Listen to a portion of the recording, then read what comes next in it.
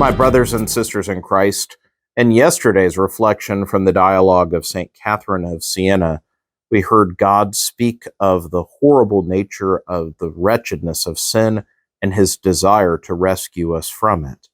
And so, picking up where we left off in section 14, we hear the how. And so I satisfied both my justice and my divine mercy.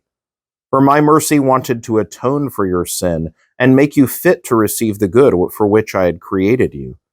Humanity, when united with divinity, was able to make atonement for the whole human race, not simply through suffering in its finite nature, that is, in the clay of Adam, but by virtue of the eternal divinity, the infinite divine nature.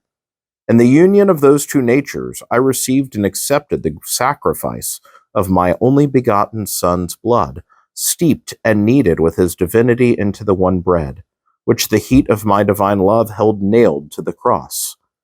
Thus was human nature enabled to atone for its sin only by virtue of the divine nature.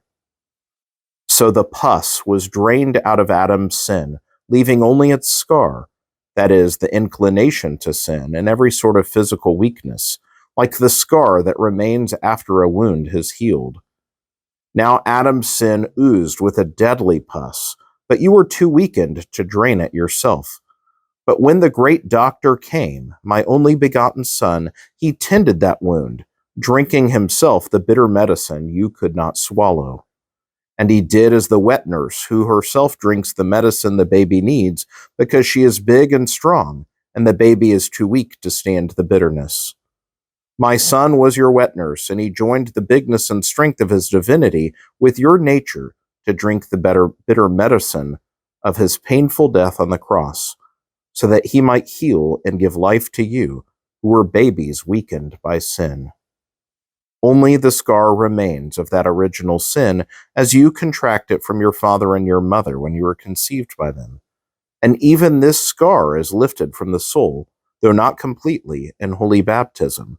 For baptism has power to communicate the life of grace and virtue of this glorious and precious blood. As soon as the soul has received holy baptism, original sin is taken from her and grace is poured in. The inclination to sin, which is the trace that remains from original sin, is a weakness, as I have said, but the soul can keep it in check if she will. Then the soul is as a vessel ready to receive grace and make it grow within her as much as she chooses to fit herself through affection and desire to love and serve me. Or she can fit herself for evil instead, even though she has received grace and holy baptism. And when she is old enough to discern the one from the other, in her freedom, she can choose good or evil as it pleases her. But such is the freedom of your humanity, and so strong have you been made by the power of this glorious blood, that neither the devil nor any other creature can force you to the least sin unless you want it. You are freed from slavery, so that you might be in control of your own powers and reach the end you were created for. How wretched you would be then to wallow in the mud like an animal, ignoring the great gift I had given you. A miserable creature full of such foolishness could not receive more. May God bless you all.